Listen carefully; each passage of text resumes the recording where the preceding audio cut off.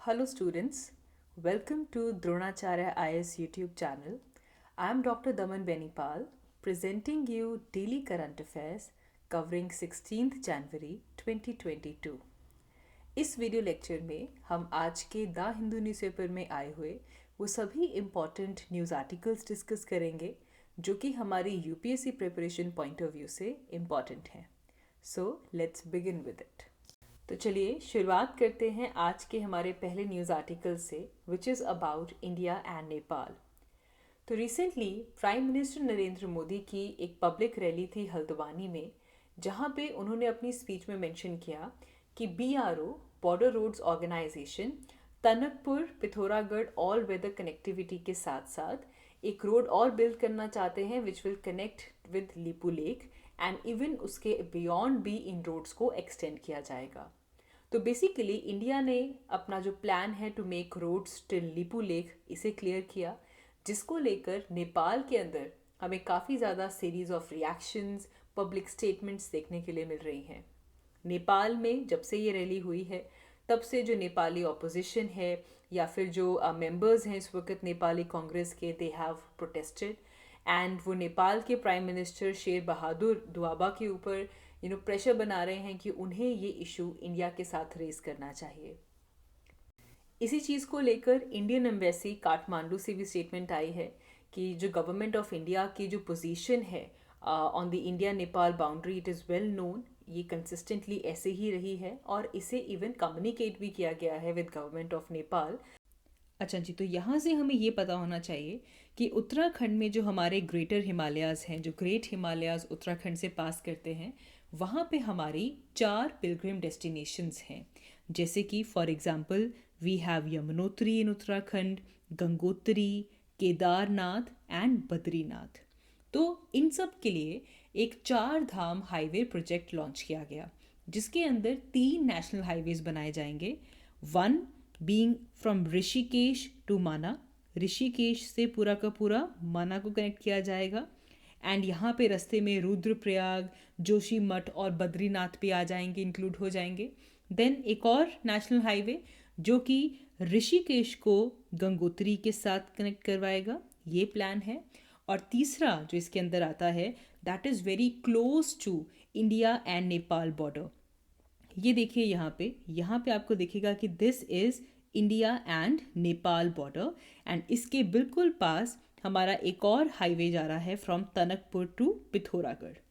तो इस news article में टनकपुर टू पिथौरागढ़ की बात की गई कि यहाँ पे जो हाईवे बनाया जा रहा है ये सब ऑल वेदर कनेक्टिविटी में होगा, चाहे गर्मी हो सर्दी हो, हर एक वेदर में ये काम करेंगे.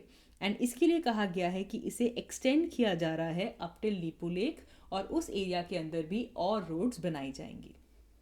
नाउ अगर हम 4 धाम प्रोजेक्ट की इम्पोर्टेंस देखें तो इसका पहला ऑब्जेक्टिव तो यही है कि ये जो 4 धाम है हमारे बद्रीनाथ, केदारनाथ, गंगोत्री, यमुनोत्री, इनके बीच में जो कनेक्टिविटी है उसे इम्प्रूव किया जाए ताकि जो जर्नी है वो थोड़ी सेफ, फास्टर और कन्वीनियंट हो सके.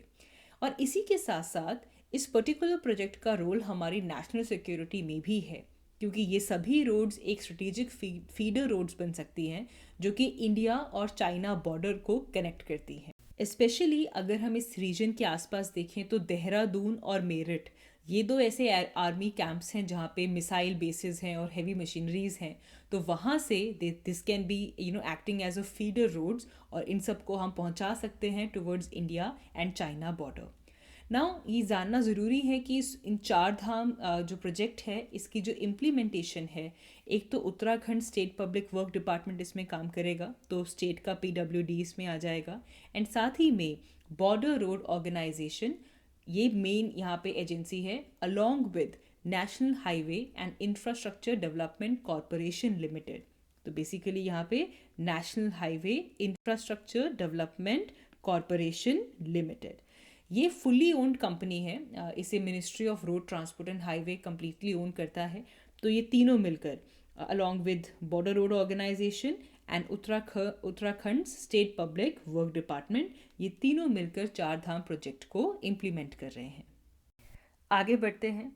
तो इस साल रिपब्लिक डे सेलिब्रेशन के लिए 26 जनवरी को जो परेड होनी थी उसके लिए as a chief guest 5 central Asian nations के हेड्स को इनवाइट किया जाने वाला था। इसको लेकर अपडेट ये है कि क्योंकि इंडिया में कोविड-19 के केसेस इंक्रीज होते जा रहे हैं, इसको देखते हुए रिपब्लिक डे परेड पे ये हेड्स को इनवाइट नहीं किया जाएगा। रैदर रिपब्लिक डे परेड के बाद दिल्ली में इंडिया और सेंट्रल एशियन कंट्रीज़ के बीच में एक वर्चुअल समिट होगा और इस वर्चुअल समिट के लिए जो प्रपोज़ल है, जो इनविटेशन है, वो सेंट्रल एशियन नेशंस को भेज दिए गए हैं। यहाँ से हमारे लिए इम्पॉर्टेंट हो जाता है कि सेंट्रल एशियन नेशंस कौन से हैं। तो याद रखेंगे, we have 5 countries which we include under central Asia. Number 1 is Kazakhstan. Kazakhstan recently काफ़ी ज़्यादा न्यूज़ में रहा क्योंकि वहाँ पे एक वायलेंट प्रोटेस्ट चल रहा था जिसको रशियन ट्रूप्स की हेल्प से कंट्रोल किया गया और लॉ एंड ऑर्डर दोबारा इस्टेब्लिश किया गया। कज़ाकिस्तान के बाद नेक्स्ट कंट्री जो हमारा आता है that is Kyrgyzstan. So Kazakhstan, Kyrgyzstan, Kyrgyzstan के बाद Tajikistan, Kazakhstan, Kyrgyzstan, Tajikistan, Uzbekistan and Turkmenistan. ये 5 कंट्रीज़ ऐसे हैं जिनको हम कहते हैं सेंट्रल एशियन कंट्रीज़। तो इनके हेड्स को इनवाइट किया जाने वाला था और अब ये सब यहाँ पे इंडिया में जो India central Asia virtual summit होगा उसमें ये सब पार्टिसिपेट करेंगे ना। ऐसा ही कुछ हमारे लास्ट ईयर जब रिपब्लिक डे सेलिब्रेशन थी वहाँ पे भी देखने के लिए मिला था, जब हमने ब्रिटिश प्राइम मिनिस्टर को इनवाइट किया था एंड तब भी इंडिया और यूके समिट ही कंडक्ट हो पाया था एंड वो इंडिया के रिपब्लिक डे परेड में शामिल नहीं हो पाए थे बिकॉज ऑफ कोविड-19। एक और पॉइंट जो कि इस न्यूज़ आर्टिकल में मेंशन किया गया है दैट इज़ अबाउट पराक्रम दिवस। पराक्रम दिवस जो कि सुभाष चंद्र बोस की बर्थ एनिवर्सरी में सेलिब्रेट किया जाएगा, तो उसको लेकर ये ऑफिशियल स्टेटमेंट आई है कि जो सेलिब्रेशन है रिपब्लिक डे की वो इस साल शुरू होंगी फ्रॉम जनवरी 23। पहले जनवरी 24 से सेलिब्रेशन शुरू होती थी, इस साल जनवरी 23 से सेलिब्रेशन शुरू होंगी ताकि सुभाष चंद्र बोस की जो बर्थ एनिवर्सरी है जिसे हम पराक्रम दिवस कहते हैं वो भी साथ में इस पूरे बड़े इवेंट के अंदर हम मनाए जाएं। तो इसको लेकर ये गवर्नमेंट का फोकस है to celebrate and commemorate this important aspect of history and culture. जो इंडिया और सेंट्रल एशिया का समिट होने वाला है उसमें मेजर जो इनिशिएटिव्स होंगे that is about increasing connectivity with India and central Asia.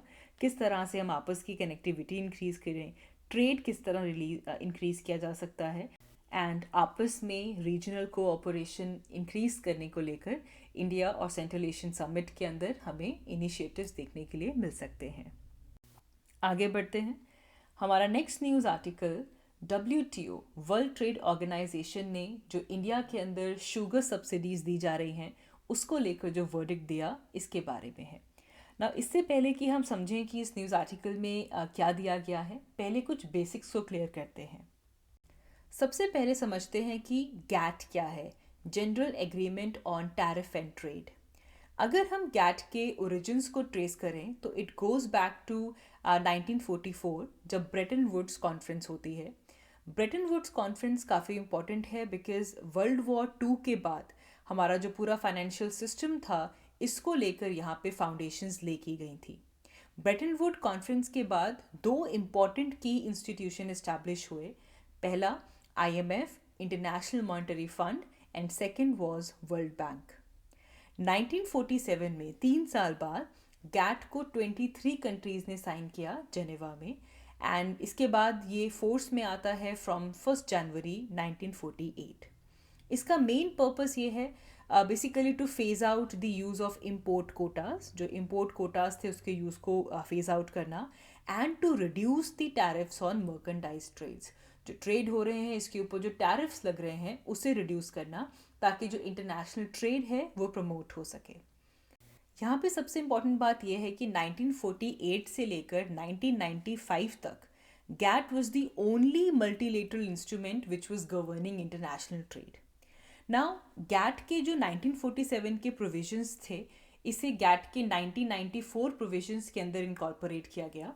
Basically gate का जो 1994 प्रोविजन था that was itself the part of WTO formation agreement, जिसकी वजह से जो उरुग्वे राउंड चल रहा था गैट का general agreement on trade and tariff it was basically conducted from 1987 to 1994.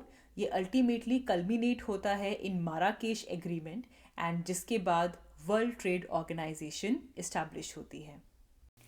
सबसे पहले समझते हैं कि वर्ल्ड ट्रेड ऑर्गेनाइजेशन में सब्सिडीज़ और काउंटरवेलिंग मेजर्स को लेकर एक एग्रीमेंट है. इसमें क्या किया गया है?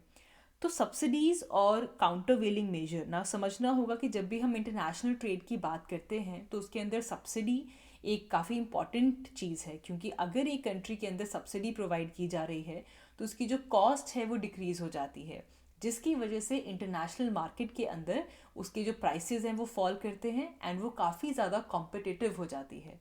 तो अगर हम इसे कंपेयर करें एक ऐसे कंट्री के साथ जिसमें सब्सिडी प्रोवाइड नहीं की जा रही है, तो डेफिनेटली उनके जो प्रोडक्ट्स होते हैं, जो प्रोड्यूस होता है, वो महंगा होता है, क्योंकि उनको किसी भी तरह की सब्सिडी सपोर्ट नहीं मिला है.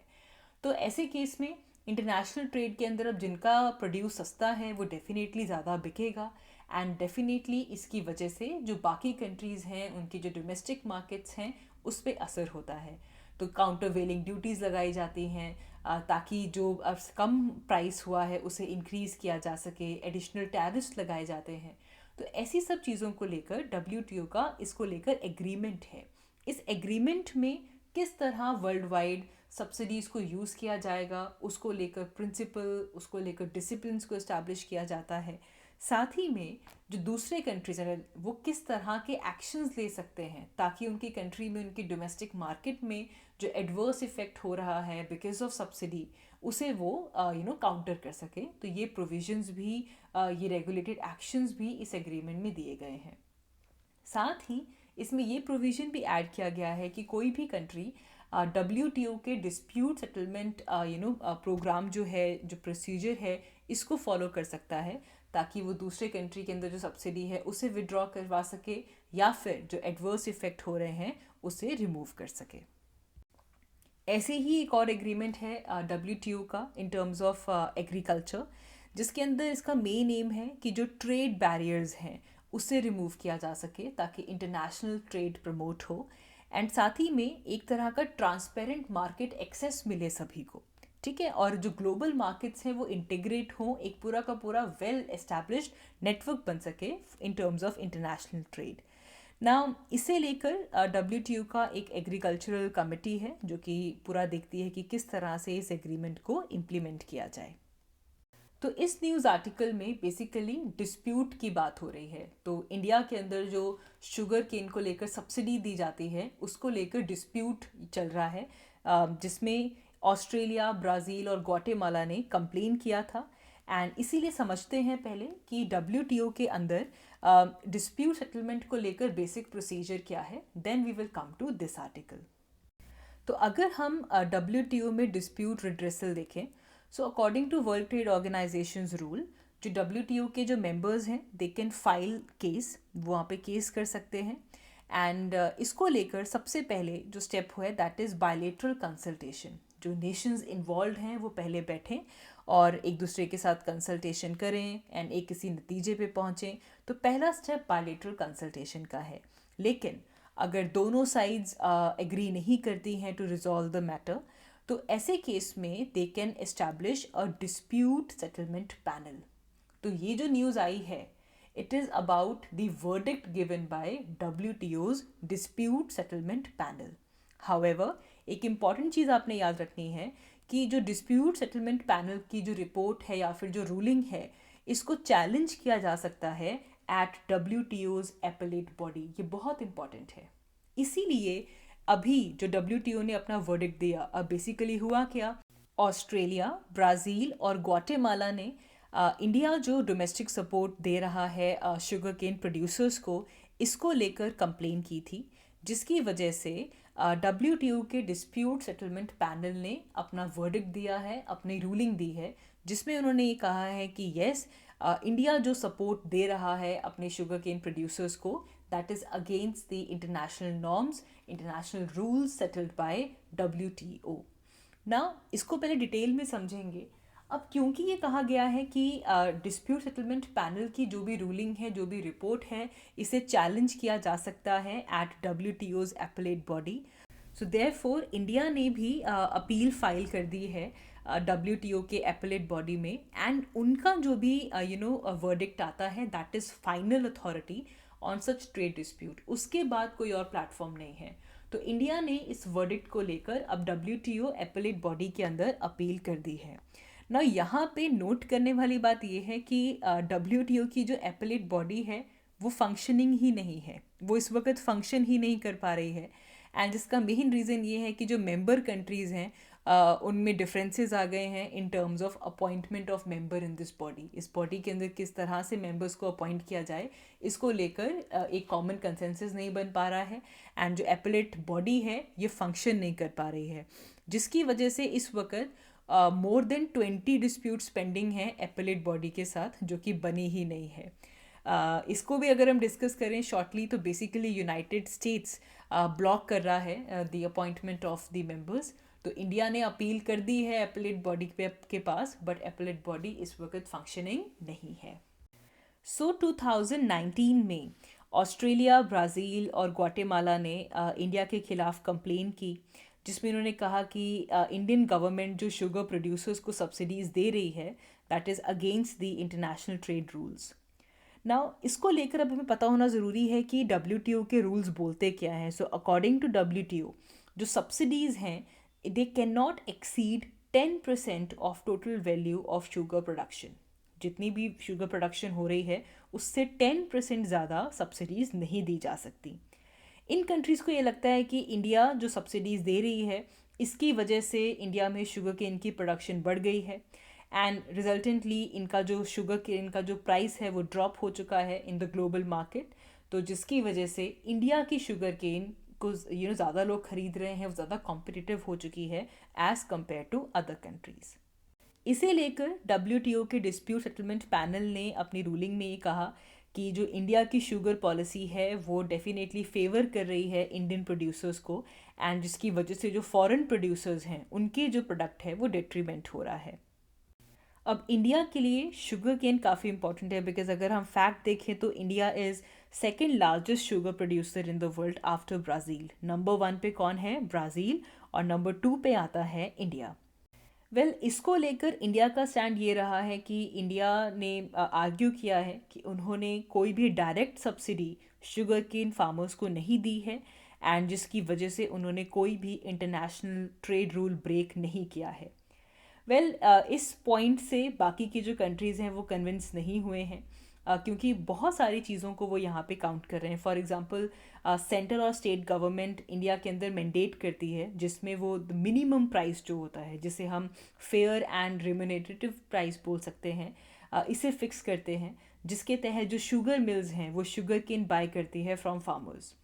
तो ये देखा गया है कि पिछले कुछ सालों में जो हमारा फेयर एंड रिम्यूनरेटिव प्राइस है FRP, ये काफ़ी ज़्यादा इंक्रीज़ हुआ है। Rather last year it was at 290 पर क्विंटल, जो कि अभी तक का हाईएस्ट है। तो जिसकी वजह से जो फार्मर्स हैं उन्होंने और शुगर केन प्रोड्यूस किया, एंड जो सप्लाई है वो काफ़ी ज़्यादा इंक्रीज़ हो गई। सप्लाई बढ़ते ही शुगर केन की जो प्राइसेस हैं वो ड्रॉप हो गई। अब इसी के साथ साथ शुगर मिल्स को भी यहाँ पे डिस्कस किया गया कि शुगर मिल्स, क्योंकि अब इतना प्राइस बढ़ा दिया गया और लोगों ने प्रोडक्शन इंक्रीज़ कर दी शुगर केन की, तो शुगर मिल्स भी एक तरह के डेट ट्रैप में फंसना शुरू हो गई थी ना, जिसको लेकर सेंटर गवर्नमेंट ने काफ़ी ज़्यादा इनिशिएटिव्स लिए। फॉर एग्जांपल सेंटर ने मैंडेट किया for the compulsory blending of ethanol derived from sugar cane with fuels, कि जो हमारे पेट्रोल और डीजल है इसके अंदर इथेनॉल को ब्लेंड किया जाए। एंड सिमिलरली ये कहा जा रहा है कि क्योंकि शुगर केन का जो काफ़ी प्रोड्यूस है वो इथेनॉल मेकिंग में डाइवर्ट होगा, तो इंडिया की जो शुगर केन प्रोडक्शन है वो 30.5 मिलियन टन्स ही रहेगी ना। क्योंकि गवर्नमेंट ने ऐसी पॉलिसीज़ ली जिसकी वजह से शुगर केन की प्रोडक्शन बढ़ी, लेकिन इंडिया में शुगर केन की कंजम्पशन उतनी ज़्यादा नहीं थी, एंड इसीलिए जो शुगर मिल्स थी उनका जो डेट बर्डन था उसको निकालने के लिए सेंटर ने काफ़ी लोन्स को रीस्ट्रक्चर किया, साथ ही में रेगुलर सैंक्शंस किए कुछ फंड्स को, ताकि जो शुगर मिल्स हैं वो इनकरेज हो सकें और जो एक्सपोर्ट है शुगर का वो इंक्रीज़ हो सके इन टर्म्स ऑफ ग्लोबल मार्केट। तो इस पूरे इशू को लेकर WTO डिस्प्यूट पैनल ने अभी तक तो ये रूलिंग दे दी है कि it is against the international rule. However उनका जो डिसीजन है वो फाइनल नहीं है, एपेलेट जो बॉडी है उसका डिसीजन फाइनल होता है, तो इंडिया ने अब आगे अपील कर दी है। आगे बढ़ते हैं। हमारी next news tonga volcanic eruption के बारे में है। टोंगा जो कि साउथ पैसिफिक ओशन के अंदर एक आइलैंड नेशन है, इसके बिल्कुल पास अंडर वाटर वोल्केनिक इरप्शन होता है। इस वोल्केनिक इरप्शन के बाद इतनी ज़्यादा डिस्प्लेसमेंट होती है वाटर की कि इसकी वजह से सुनामी वेव्स जो हैं वो प्रोड्यूस हो चुकी हैं, एंड सुनामी की एडवाइजरी रिलीज़ हुई है फॉर हवाई, अलास्का, यूएस की जो पैसिफिक कोस्ट है वहाँ पर अलर्ट जारी हो चुका है अबाउट सुनामी। सबसे पहले आप देखिए इस एरिया को कि ऑस्ट्रेलिया के बिल्कुल ईस्ट में, और यहाँ पे आपका north America and your south America, यहाँ पे हमारा अंडर वाटर वोल्केनिक इरप्शन हुआ है, जिसकी वजह से वाटर डिस्प्लेसमेंट ने सुनामी का खतरा क्रिएट कर दिया है। नाउ ये पूरा का पूरा टॉपिक इम्पॉर्टेंट है from your geography point of view.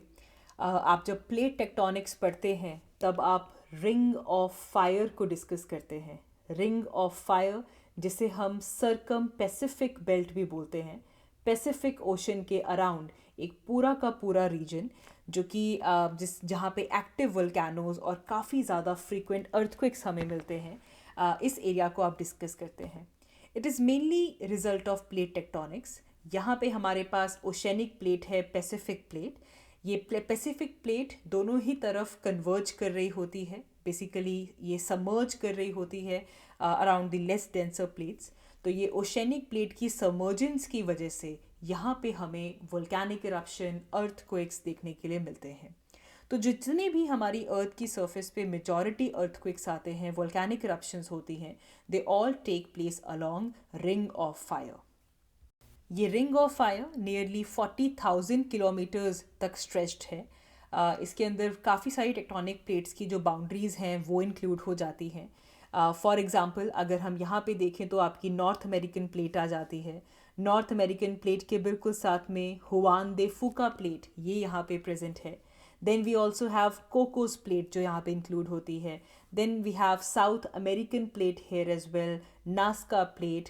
और अगर हम एशिया वाली साइड पे आ जाएं तो हमारे पास फिलीपींस प्लेट आ जाती है, इंडो ऑस्ट्रेलियन प्लेट यहाँ पे आती है। तो काफ़ी ज़्यादा प्लेट्स हैं यहाँ पे जो एक दूसरे के साथ कन्वर्ज कर रही हैं, स्पेशली पैसिफिक ओशन के साथ कन्वर्ज कर रही हैं। और पैसिफिक ओशन प्लेट जो कि ओशेनिक प्लेट है, ओशेनिक क्रस्ट की बनी हुई है, वो यहाँ पे सबमर्ज करती है, जिसकी वजह से यहाँ पे हमें वोल्केनिक इरप्शंस देखने के लिए मिलती हैं। और ये हाईली वोल्केनिकली एक्टिव एरिया, जिसकी वजह से ये सर्कम पैसिफिक ओशन का जो पूरा का पूरा सर्कमफ्रेंस है, इसे हम सर्कम पैसिफिक बेल्ट को रिंग ऑफ फायर कहते हैं। सो इम्पॉर्टेंट शहर, इम्पॉर्टेंट कंट्रीज़ मेनली जो हमें इस रिंग ऑफ फायर के लॉन्ग मिलते हैं। अगर हम साउथ अमेरिका की बात करें तो Ecuador, Bolivia, Chile, Peru. North America में Guatemala, Costa Rica, Mexico, US, Canada, Russia, Japan, Philippines, Australia, ये सब ऐसे एरियाज़ हैं जहाँ पे Pacific ring of fire extend करती है। तो ये कहा जाता है कि अर्थ के जो 75% वोल्केनोज हैं वो सब के सब कहाँ पे प्रेजेंट हैं, रिंग ऑफ फायर में प्रेजेंट हैं। यहाँ पे मोर देन 450 एक्टिव और डॉर्मेंट वोल्केनोज प्रेजेंट हैं, जिसमें ज़्यादा कंसंट्रेशन हमें वेस्टर्न एज पे देखने के लिए मिलती है। वेस्टर्न एज मतलब रशिया से लेकर न्यूजीलैंड तक, यहाँ पे हमें ज़्यादा कंसंट्रेशन देखने के लिए मिलती है वोल्केनिक इरप्शंस की। तो काफ़ी ज़्यादा फेमस वोल्केनोज भी यहाँ पे प्रेजेंट हैं। For example we have Mount Tambora Indonesia में 1815 में यहाँ पे काफ़ी वायलेंट वोल्केनिक इरप्शन हुई थी। कोलंबिया में माउंट रुइज है, 1985 में यहाँ पे काफ़ी वायलेंट इरप्शन हुई थी। सिमिलरली फिलीपींस में 1991 में यहाँ पे माउंट पिनाटुबो में हमें वोल्केनिक इरप्शन मिले थे। तो ये एरिया काफ़ी ज़्यादा एक्टिव रहता है in terms of volcanic eruption. Well अभी तक 1985 में जो इंडोनेशिया के अंदर माउंट टम्बोरा वोल्केनिक इरप्शन हुआ था, ये अभी तक का लार्जेस्ट वोल्केनिक इरप्शन है ना। क्योंकि यहाँ पे इतनी एक्टिवली वोल्केनिक इरप्शंस होते हैं तो सब्सिक्वेंटली अर्थक्वेक्स भी आएंगे यहाँ पे। आप ज्योग्राफी में पढ़ते हैं इसके बारे में, that earthquakes and volcanoes are cause and effect of each other. Nearly 90% of earthquake जो हमारी अर्थ की सरफेस पे आते हैं वो कहाँ पे आ रहे हैं? In the ring of fire. यहाँ पे काफ़ी ज़्यादा डिवास्टेटिंग अर्थक्वेक्स आते हैं। फॉर एग्जांपल 1960 और 2010 में child earthquake was very devastating. Similarly Alaska में 1964 जो अर्थक्वेक आया था वो काफ़ी डिवास्टेटिंग था। एंड 2004 में जो हमने इंडियन ओशन सुनामी देखी थी वो भी इसी का रिजल्ट था। तो ये एरिया काफ़ी ज़्यादा बिकॉज टेक्टोनिकली एक्टिव एरिया है, यहाँ पे ये फ्रीक्वेंट वॉल्केनिज्म होता रहता है। तो रिंग ऑफ फायर यहाँ पे सिंपल चीज़ याद रखेंगे, यहाँ पे कोलिजन हो रहा है, सबडक्शन हो रहा है किसका? हमारी पैसिफिक प्लेट का, जो कि हमारी ओशनिक प्लेट है, जो कि नीचे जाकर मेल्ट करती है और जो मैग्मा आता है उस मैग्मा की वजह से वोल्केनिक इरप्शन होता है। तो आज अपना oceanic oceanic convergence, oceanic continental convergence जो आप प्लेट टेक्टोनिक्स में पढ़ते हैं उसे प्लीज़ रिवाइज कीजिएगा। आगे बढ़ते हैं।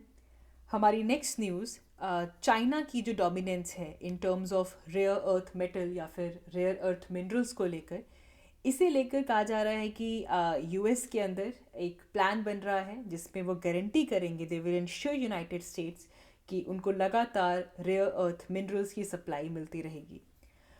जब भी रेयर अर्थ मिनरल्स की बात आती है तो चाइना की जो मोनोपोली है वो हमें यहाँ पे डिस्कस करनी ही होती है। Over time in terms of rare earth metal, China has acquired this global dominance. एक पॉइंट तो ऐसा आ गया था कि चाइना ने 90% रेयर अर्थ मेटल्स प्रोड्यूस किए थे, जितनी वर्ल्ड में डिमांड थी उसका 90% सिर्फ और सिर्फ कहाँ से आया था? चाइना से। हाउएवर आज के टाइम पे ये जो डाटा है ये 60% के आसपास आ चुका है। टू बी मोर प्रिसाइज अभी रिसेंटली 57.5% था, क्योंकि अब जो बाकी कंट्रीज़ हैं वो भी रेयर अर्थ मेटल्स को प्रोड्यूस करना शुरू हो चुके हैं। इसमें ऑस्ट्रेलिया आ जाता है, इंडिया आ जाता है, जापान है, यूनाइटेड स्टेट्स है, मेडागास्कर है, रशिया है।